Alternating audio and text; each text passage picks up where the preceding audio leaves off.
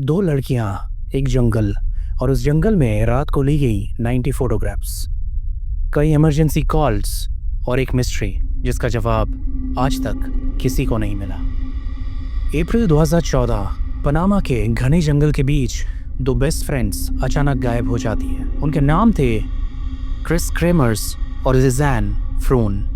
वो holiday enjoy करने के लिए गई थी, लेकिन कुछ ही घंटों के बाद उनके फ़ोन से इमरजेंसी कॉल्स शुरू हो जाती हैं। दिन गुजरते हैं, फिर हफ्ते।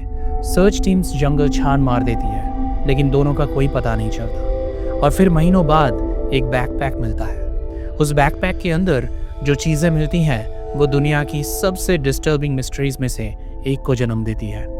नमस्कार दोस्तों, मेरा नाम है अनिर और आज हम इस केस को टाइमलाइन के हिसाब से रिकंस्ट्रक्ट करेंगे और वीडियो के एंड तक आप खुद डिसाइड करेंगे कि क्या ये एक ट्रैजिक इंसिडेंट था या जंगल में कुछ और हुआ था। क्रिस क्रेमर्स और लिज़ैन फ्रून नीदरलैंड्स की रहने वाली दो क्लोज फ्रेंड्स थी। दोनों एडवेंचरस थी, ट्रैवल करना पसंद करती थी, नई जगहों को एक्सप्लोर करना उनका पैशन था। 2014 में उन्होंने डिसाइड किया कि वो पनामा जाएंगी। पर्पस सिंपल था, ट्रैवल, स्पेनिश सीखना और लोकल कम्युनिटीज़ के साथ वॉलंटियर वर्क करना। फैमिली और फ्रेंड्स के मुताबिक दोनों रिस्पॉन्सिबल और इंटेलिजेंट थी। ये कोई इनएक्सपीरियंस्ड टूरिस्ट नहीं थी। उन्होंने ट्रिप प्लान की थी, रिसर्च किया था और फ्यूचर के लिए बहुत एक्साइटेड थी। लेकिन किसी ने नहीं सोचा था कि ये ट्रिप उनकी ज़िंदगी की आखिरी ट्रिप बन जाएगी। 15 मार्च 2014 दोनों पनामा पहुंचती हैं। सब कुछ परफेक्ट लग रहा था, वेदर अच्छा था, लोग फ्रेंडली थे और सराउंडिंग्स ब्यूटीफुल। उन्होंने सोशल मीडिया पर फोटो शेयर की, फैमिली से बात की, सब नॉर्मल लग रहा था। कुछ दिनों बाद वो बुकेटी नाम के टाउन में शिफ्ट हुई। ये एरिया टूरिस्ट के बीच काफ़ी पॉपुलर था। यहाँ से एक फेमस हाइकिंग ट्रेल शुरू होती है। ट्रेल का नाम था पियानिस्टा ट्रेल और इसी ट्रेल पर दोनों को आखिरी बार जिंदा देखा गया। 1 अप्रैल 2014 सुबह का वक्त। क्रिस और लिज़ैन ने कैजुअल क्लोथ्स पहने, अपना कैमरा लिया, फोन्स लिए और हाइकिंग के लिए निकल गई। विटनेसेस के मुताबिक वो रिलैक्स थी और हैप्पी लग रही थी। किसी तरह की टेंशन नहीं थी, किसी डेंजर का कोई साइन नहीं था।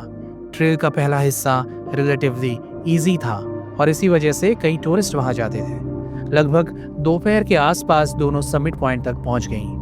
यहाँ से ली गई फोटोज आज भी इंटरनेट में अवेलेबल है। फोटोज में दोनों स्माइल कर रही हैं, मौसम क्लियर है, सब नॉर्मल लग रहा है।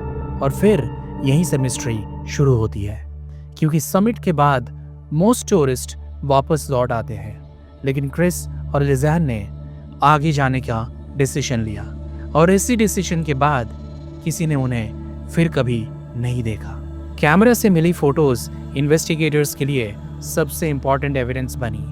अर्ली फोटोग्राफ्स में सब कुछ नॉर्मल था, ट्रेल, नेचर, स्माइल्स, सेल्फीज और एडवेंचर। लेकिन एक पर्टिकुलर फोटो के बाद सब कुछ बदल जाता है।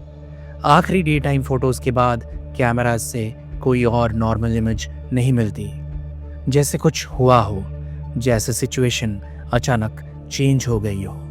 और सबसे स्ट्रेंज बात, उसके बाद कई दिनों तक कैमरा साइलेंट रहता है। लेकिन फिर एक हफ्ते बाद रात के अंधेरे में अचानक 90 फोटोग्राफ्स ली जाती हैं। जी हाँ दोस्तों, 90 फोटोग्राफ्स सिर्फ कुछ घंटों के अंदर। लेकिन क्यों, किस लिए और उस रात जंगल में क्या हो रहा था, ये सवाल आज भी इन्वेस्टिगेटर्स को परेशान करता है। The first emergency call. अब आते हैं सबसे इंपॉर्टेंट एविडेंस पर, फोन्स। अप्रैल की शाम दोनों के फ़ोन से इमरजेंसी नंबर्स डायल किए गए, एक बार नहीं कई बार, लेकिन सिग्नल वीक था, कॉल्स कनेक्ट नहीं हुए। अब सवाल उठते हैं, अगर सब नॉर्मल था तो इमरजेंसी कॉल की ज़रूरत क्यों पड़ी? क्या वो लॉस्ट हो गई थी? क्या किसी को चोट लगी थी? या क्या वो किसी चीज़ से डर गई थी? हमें जवाब नहीं पता, लेकिन हमें टाइमलाइन पता है और टाइमलाइन एक डिस्टर्बिंग पिक्चर दिखाती है। इमरजेंसी अटेम्प्ट्स अगले कई दिनों तक जारी रहे, हर दिन बार बार, जैसे कोई डेस्परेटली हेल्प तक पहुंचने की कोशिश कर रहा हो, लेकिन जंगल खामोश था। अब तक हमें इतना पता था, 1 अप्रैल की आफ्टरनून तक सब कुछ नॉर्मल था।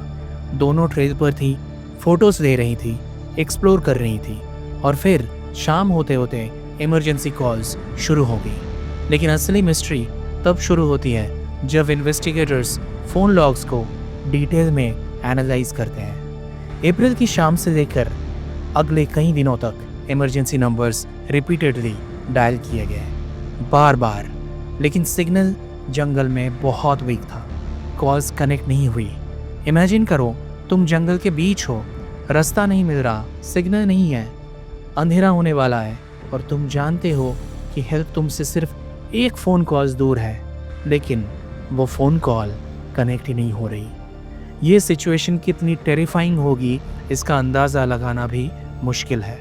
इन्वेस्टिगेटर्स ने नोटिस किया कि फ़ोन्स को केयरफुली यूज़ किया जा रहा था, बैटरी बचाने की कोशिश की जा रही थी। फ़ोन्स दिन में कुछ वक्त के लिए ऑन होते, इमरजेंसी नंबर डायल होता, फिर फ़ोन्स ऑफ कर दिए जाते, जैसे कोई बैटरी का हर परसेंटेज बचाना चाह रहा हो। लेकिन फिर टाइमलाइन में एक और स्ट्रेंज चीज़ समझ आती है। कुछ दिनों बाद एक फ़ोन अनलॉक करने की अटेम्प्ट्स शुरू होती है। अब सवाल उठता है, क्यों? क्या फ़ोन ओनर ही पासवर्ड भूल गया था, या फ़ोन यूज़ करने वाला कोई और था? ये आज भी मिस्ट्री है। जब क्रिस और लिज़ैन वापस नहीं लौटी, लोकल लोगों को कंसर्न होना शुरू हुआ। उनके होस्ट फैमिली ने नोटिस किया कि दोनों घर नहीं पहुंची। ऑथोरिटीज़ को इन्फॉर्म किया गया और फिर शुरू हुई एक massive search operation. Helicopters, police, volunteers, search dogs सब जंगल में उतर गए। ट्रेल के आसपास के एरियाज सर्च किए गए।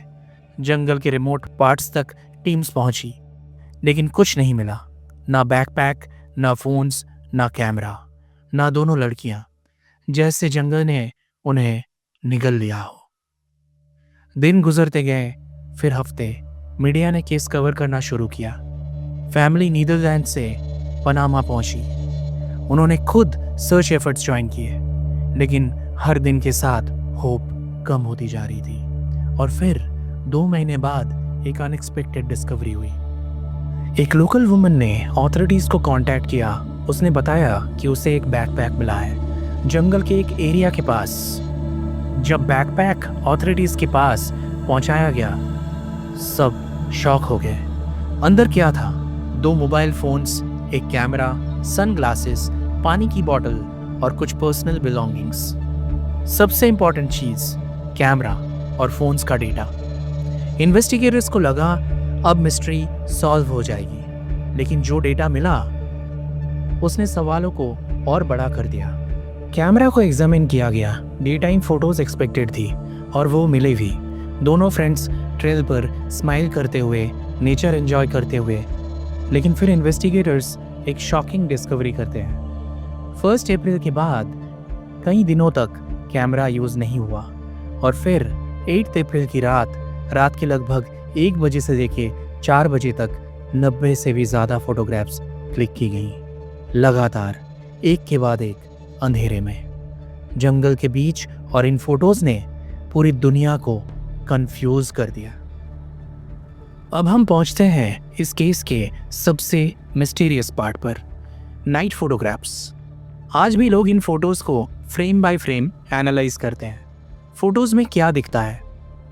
पहली नज़र में कुछ खास नहीं, अंधेरा, पेड़, पत्ते, पत्थर, जंगल। लेकिन जब आप ध्यान से देखते हो, मिस्ट्री और गहरी हो जाती है। एक फ़ोटो में प्लास्टिक बैग्स और कुछ रेड कलर्ड स्ट्रिप्स ब्रांचेस पर बंधे हुए दिखते हैं। क्या ये डिस्ट्रेस सिग्नल था? क्या दोनों रेस्क्यू टीम्स का अटेंशन अट्रैक्ट करने की कोशिश कर रही थी? कोई नहीं जानता। एक और इमेज में एक अनयूजुअल रॉक फॉर्मेशन दिखती है। कुछ इन्वेस्टिगेटर्स का मानना है कि किसी रिवर एरिया के पास हो सकता है। एक फोटोग्राफ में क्रिस के बाल क्लोजअप में दिखते हैं, सिर्फ बाल, और चारों तरफ घना अंधेरा। चेहरा नहीं, एक्सप्रेशन नहीं, कॉन्टेक्स्ट नहीं, बस बाल। और इसी वजह से इंटरनेट पर हज़ारों थ्योरीज बनी। क्या वो जिंदा थी? क्या वो इंजर्ड थी? क्या किसी ने फ़ोटो ली थी? आज तक कोई सर्टेनिटी नहीं। सबसे डिस्टर्बिंग बात, 90 फ़ोटोज़ में किसी अटैकर का क्लियर एविडेंस नहीं मिला, लेकिन कोई क्लियर एक्सप्लेनेशन भी नहीं मिली। थियरीज़ क्या कहती है? थियरी नंबर 1, दोनों लॉस्ट हो गई थी। रात में कैमरा फ्लैश का यूज़ नेविगेशन के लिए किया गया या रेस्क्यू सिग्नल के लिए। थियरी नंबर 2, किसी को इंजरी हुई थी, फ़ोटोज़ सराउंडिंग्स डॉक्यूमेंट्स करने के लिए ली गई थी। थियरी नंबर 3, फ़ोटोज़ किसी और ने ली, लेकिन इन्वेस्टिगेटर्स को इसका स्ट्रॉन्ग एविडेंस नहीं मिला। सच क्या है किसी को नहीं पता। बैकपैक मिलने के बाद सर्च ऑपरेशन और इंटेंस हो गया और फिर इन्वेस्टिगेटर्स को कुछ ह्यूमन रिमेन्स मिले डिफरेंट लोकेशंस पर, कुछ बोन्स और पर्सनल बिलोंगिंग्स मिले। डीएनए टेस्टिंग ने कंफर्म किया ये रिमेन्स क्रिस और लिज़ैन के थे। लेकिन यहाँ भी मिस्ट्री ख़त्म नहीं हुई। रिमेन्स अलग अलग जगहों पर मिली। कुछ एक्सपर्ट्स ने नेचुरल डिकम्पोजिशन और रिवर मूवमेंट को एक्सप्लेनेशन माना। दूसरे लोगों ने सवाल उठाए, क्या जंगल और रिवर ने रिमेन्स को डिस्पर्स किया या कुछ और हुआ था? आज भी डिबेट चलती है। दी एक्सीडेंट थियरी। इस थियरी के मुताबिक क्रिस और लिज़ैन समिट के बाद ट्रेल के आगे निकल गई। वहाँ टेरेन डिफिकल्ट था, जंगल डेंस था, रास्ते कंफ्यूजिंग थे। वो लॉस्ट हो गई, सिग्नल नहीं मिला, इमरजेंसी कॉल्स शुरू हो गई। डेज पास हुए, फूड और वाटर की प्रॉब्लम हुई, हो सकता है किसी को इंजरी हुई हो, और इवेंचुअली दोनों जंगल से बाहर नहीं निकल पाई। ये थ्योरी फ़ोन रिकॉर्ड्स को एक्सप्लेन करती है, इमरजेंसी कॉल्स को एक्सप्लेन करती है, बैटरी कंजर्वेशन को एक्सप्लेन करती है और नाइट फोटोग्राफ्स को भी पार्शियली एक्सप्लेन करती है। इसी वजह से कई इन्वेस्टिगेटर्स इसी थियरी को सबसे लाइकली मानते हैं, लेकिन सब लोग अग्री नहीं करते। कुछ रिसर्चर्स और इंटरनेट इन्वेस्टिगेटर्स का मानना है स्टोरी में कुछ मिसिंग पीसेस हैं। वो पूछते हैं, अगर सिर्फ एक्सीडेंट हुआ था तो कुछ डिटेल्स इतनी अनयूजुअल क्यों है? नाइट फोटोज़ क्यों? फ़ोन अनलॉक अटेम्प्ट्स क्यों? रिमेन्स का पैटर्न क्यों? कुछ लोग फाउल प्ले थियरी सपोर्ट करते हैं, लेकिन प्रॉब्लम ये है इस थियरी को सपोर्ट करने के लिए कंक्लूसिव एविडेंस नहीं मिला और बिना एविडेंस के ये सिर्फ स्पेकुलेशंस रह जाती है। आज 12 साल से भी ज़्यादा समय बाद केस ऑफिशियली अनसॉल्व्ड मिस्ट्री के रूप में याद किया जाता है, लेकिन बहुत से इन्वेस्टिगेटर्स का मानना है कि सबसे लाइकली एक्सप्लेनेशन डेंस जंगल, navigation errors, difficult terrain, injury, exposure और सर्वाइवल स्ट्रगल। लेकिन लाइकली और सर्टेन में बहुत फ़र्क होता है और इसी वजह से ये केस आज भी लोगों को फैसिनेट करता है। सोचो, तुम एक ब्यूटीफुल हाइक पे जा रहे हो, वेदर परफेक्ट है, सब कुछ नॉर्मल है और कुछ घंटों बाद तुम दुनिया के सबसे मिस्टीरियस मिसिंग पर्सन केसेस में से एक बन जाते हो। क्रिस क्रेमर्स और लिज़ैन फ्रोन के साथ एग्जैक्टली क्या हुआ शायद हम कभी ना जान पाए। शायद जवाब जंगल के किसी ऐसे कोने में छुपा है जहां आज तक कोई पहुंचा ही नहीं, या शायद जवाब उन 90 फोटोग्राफ्स में है और हम अभी तक उसे समझ नहीं पाए।